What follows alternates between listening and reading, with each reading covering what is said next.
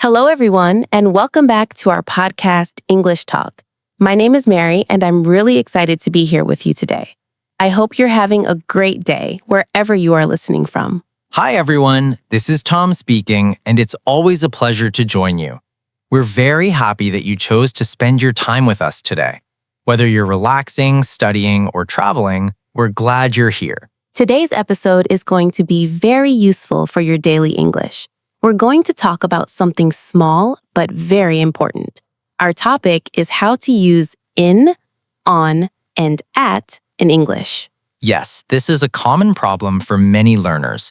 Even people who know a lot of vocabulary still feel confused.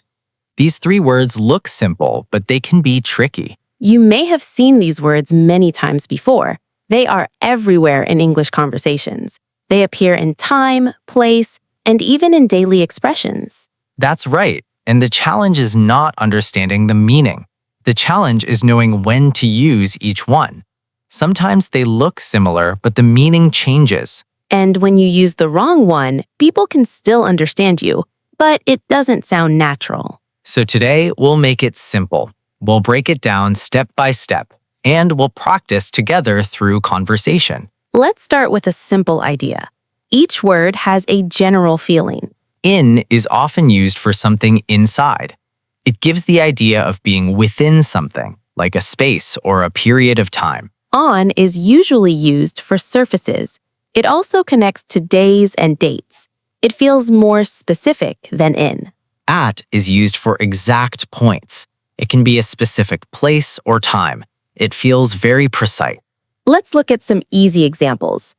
I am in the room. That means you are inside. I am on the table would sound strange because it means you are physically on top of it. So on is about surface. Now with time, we say in the morning. That's a general time. But we say at 7 a.m. That is a specific point. Tom, where are you right now? I am in my office at the moment. I'm sitting at my desk and working on this podcast. What about you, Mary? I'm at home today, but I'm sitting on a chair near the window. It's a quiet place, and I really like it. Sometimes it's not about rules. It's about feeling the language. You start to notice patterns. Yes, the more you listen and practice, the more natural it becomes. You don't need to translate every time. One common mistake is mixing them randomly. For example, saying in Monday. The correct form is on Monday because days use on. This is something you'll get used to. So in this part, we learned the basic idea of in, on, and at. We focused on general meaning, inside, surface, and exact point. This is the foundation. In the next part, we will focus more on time expressions. This will help you in daily conversations. We're really happy that you're still with us. Now we're moving into part 2 of today's episode. Yes, and in this part, we're going to focus on something very practical. We'll talk about how to use in, on, and at with time. Let's start with in. We use in for longer periods of time. It gives a general idea, not something exact. For example, we say in the morning, in the afternoon, and in the evening. We also use in for months and years, like in January or in 2025. And we can use it for seasons too. For example, in summer or in winter. Now, let's move to on. On is used for specific days. It's more precise than in. For example, on Monday, on Friday, or on Sunday. We also use on for dates, like on July 10th or on my birthday. And even for special days, like on New Year's Day. These are very common in daily English. Now let's talk about at. At is used for exact times. It's very specific. For example, at 7 a.m., at 3 o'clock, or at midnight. We also use at for certain expressions, like at night, which is different from in the morning. And phrases like at the moment or at the same time are also common. Tom, what time do you usually wake up? I usually wake up at 6 a.m. Then I go for a short walk in the morning. It helps me start my day fresh. That sounds nice. I usually wake up a bit later, but on weekends I sleep longer. Let's compare them together. In the morning is general. On Monday morning is more specific. At 7 a.m. on Monday morning is very exact. Many learners say in Monday. That's incorrect. The correct way is on Monday because days always use on. Another mistake is at the morning. That doesn't sound natural. We say in the morning. That's the correct form. Here's a simple tip. Think of size. In is big, long time. On is medium, specific day. At is small, exact moment. So in this part, we learned how to use these words with time. We talked about in for longer periods, on for days, and at for exact times. This is very useful in daily life. In the next part, we'll talk about using them with places. We're now in part 3 of today's episode. I hope you're enjoying the learning process so far. Yes, and this part is very useful. We're going to talk about using in, on, and at with places. This is something you use every single day. Let's start with in.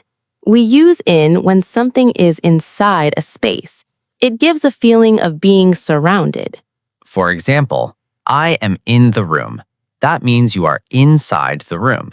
We also say, I live in a city or in a country. Yes, like I live in Cambodia. That shows a large area. Now let's talk about on. On is used for surfaces. Something is touching a flat area.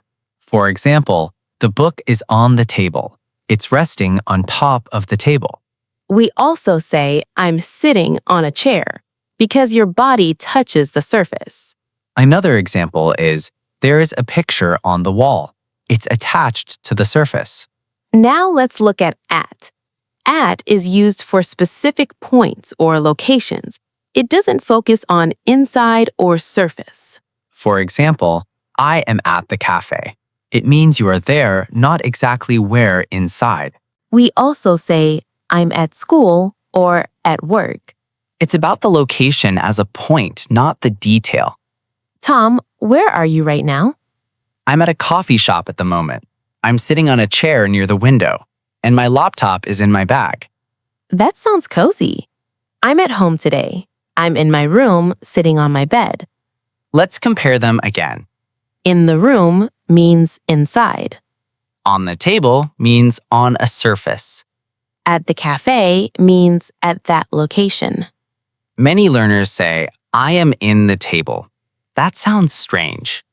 The correct form is on the table because it's a surface. Another mistake is, I am at my room. It should be, I am in my room because you are inside. Here's a simple way to think about it. In equals inside space. On equals touching a surface. At equals a point or location. So in this part, we talked about places. We learned how to use in, on, and at correctly. This helps you describe where you are. In the next part, we'll practice more real-life sentences and natural expressions. We're now in part 4 of today's episode. This part is all about real-life usage. Yes, this is where everything comes together. We're going to use in, on, and at in natural conversations. Tom, what do you usually do in the morning? In the morning, I usually wake up at 6 a.m. Then I sit on my bed for a few minutes. After that, I go to work at 8. That sounds like a good routine. In the evening, I usually stay at home. Sometimes I read a book on the sofa. Do you have any plans on the weekend? Yes, on Saturday, I'm meeting a friend. We're going to a cafe in the city. We'll meet at 10 in the morning. That sounds fun. On Sunday, I'll stay at home. I'll probably watch something on TV. Where do you usually work? I work at an office in the city center. I sit at my desk most of the day. My computer is always on the table. I study at home these days. I usually sit in my room. Sometimes I study on my bed. Where were you last weekend? I was in Phnom Penh. I stayed at a small hotel near the river. I spent most of my time in the city center. That sounds nice. I stayed at home. I watched a movie on my laptop. Let's try something more natural. Okay, go ahead. I met my friend at a cafe on Monday. We sat on a chair near the window. We talked for hours in the afternoon. Nice. Yesterday, I worked at home. I sat in my room and worked on my laptop. You can see something here. Yes, we're not thinking too much about rules. We're using patterns naturally. That's how real English works. Sometimes you may say something wrong. And that's okay. For example, someone might say at Monday. But the correct form is on Monday. The more you practice, the more natural it becomes. Fluency comes from repetition. Listening helps. Speaking helps even more. Try using these words every day. Even simple sentences can improve your English. So in this part, we practiced real conversations. We used in, on, and at in daily situations. This helps you speak more naturally. In the final part, we'll review everything and say goodbye to our listeners. Welcome back, everyone. We're now at the final part of today's episode. Thank you so much for staying with us until the end. Yes, we really appreciate your time. It means a lot that you're learning English with us. We hope you found this episode helpful and easy to follow. Let's take a moment to review everything. We started with the basic idea of in, on, and at. Then we explored how to use them with time. After that, we talked about places. We looked at how in is used for inside spaces, on for surfaces, and at for specific locations. Then, in part 4, we practiced real-life conversations. That helped you see how these words are used naturally. If you still feel a little confused, don't worry at all. This is completely normal. Learning small words like these takes time, but with practice, they will become natural. Try to listen carefully in conversations. Notice how people use these words. That will help you improve faster. And most importantly, don't be afraid to speak. Mistakes are part of the journey. You can practice every day. Talk about your day using in, on, and at. For example, I wake up at 7. I work in an office. I relax on the weekend. These simple sentences can make a big difference over time. We're really happy to be part of your learning journey. Your support encourages us to keep creating content. And we want to keep helping you improve your English. If you enjoyed this episode, please support us by subscribing to our channel. Search for Podcast English Talk and hit the subscribe button. You can also share this episode with your friends. Learning together makes everything easier and more fun.